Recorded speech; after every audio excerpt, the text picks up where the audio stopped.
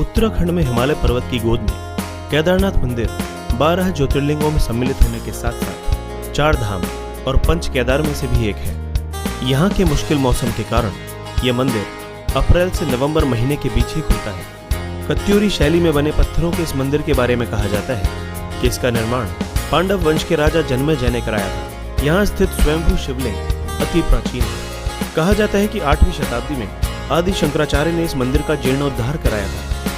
जून 2013 के दौरान भारत के उत्तराखंड और हिमाचल प्रदेश राज्यों में अचानक आई बाढ़ और भूस्खलन के कारण केदारनाथ सबसे अधिक प्रभावित रहा। इस ऐतिहासिक मंदिर का मुख्य हिस्सा और सदियों पुराना गुंबद सुरक्षित रहा, लेकिन मंदिर का प्रवेश द्वार और उसके आसपास का इलाका पूरी तरह तबाह हो गया। केदारनाथ मंदिर समुद्र तल से 11,755 फीट की ऊंचाई पर स्थित है। दोस्तों, अब जान लेते हैं कि किस तरह 400 सालों तक केदारनाथ मंदिर बर्फ में दबा रहा और इसका इस मंदिर पर क्या असर पड़ा। वैज्ञानिकों के अनुसार केदारनाथ मंदिर 400 सालों तक बर्फ में दबा रहा, फिर भी इस मंदिर को कुछ नहीं हुआ। इसीलिए 2013 में आई जल प्रलय के दौरान इस मंदिर के सुरक्षित रह जाने से वैज्ञानिकों को कोई हैरानी नहीं हुई। देहरादून के वाडिया इंस्टीट्यूट के हिमालयन जियोलॉजिकल वैज्ञानिक विजय जोशी ने कहा कि 400 साल तक केदारनाथ के मंदिर के बर्फ के अंदर दबे रहने के बावजूद ये मंदिर सुरक्षित रहा, लेकिन जब बर्फ पीछे हटी तो उसके हटने के निशान मंदिर में मौजूद थे, जिसकी वैज्ञानिकों ने स्टडी की। उसी के आधार पर यह पता लगा कि यह मंदिर 400 सालों तक बर्फ में दबा हुआ था। जोशी कहते हैं कि 13वीं से 17वीं शताब्दी तक यानी 400 साल तक एक छोटा हिमयुग आया था, जिसमें हिमालय का एक बड़ा क्षेत्र बर्फ के अंदर दब गया था। पहले माना जाता था कि मंदिर ग्लेशियर के अंदर है, लेकिन रिसर्च से पता चला कि यह मंदिर ग्लेशियर के अंदर नहीं बल्कि बर्फ में ही दबा हुआ था।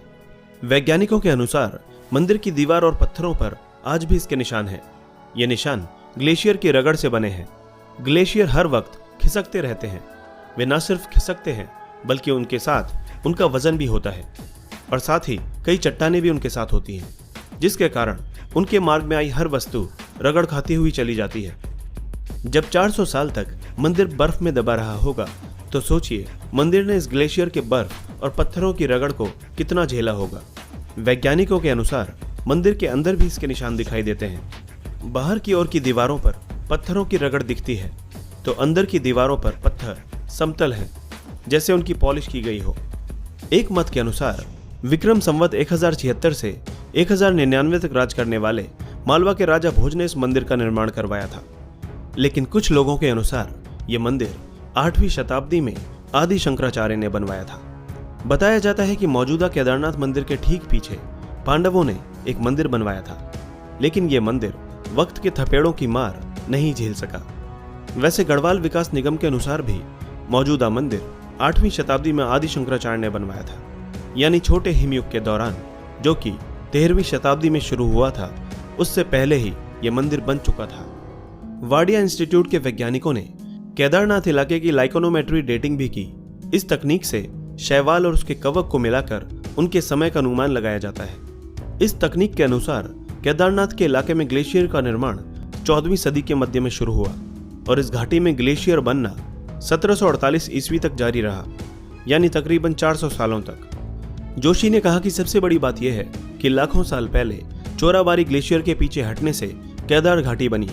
जब ग्लेशियर पीछे हटते हैं तो वे रोड रोलर की तरह अपने नीचे की सारी चट्टानों को पीस देते हैं और साथ में बड़ी बड़ी चट्टानों के टुकड़े छोड़ जाते हैं। जोशी कहते हैं कि ऐसी जगह पर मंदिर बनाना इंजीनियरिंग का एक अद्भुत नमूना है।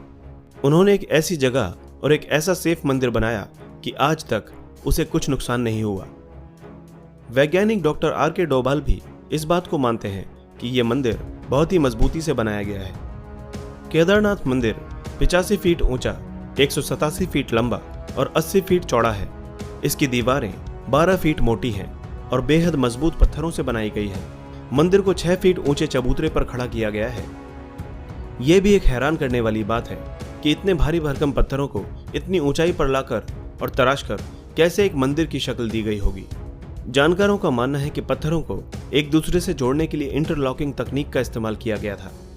इसी वजह से यह मंदिर एक भूकंपरोधी इमारत में तब्दील हो गया। ये मजबूती और तकनीक ही मंदिर को नदी के बीचों बीच खड़े रखने में कामयाब हुई।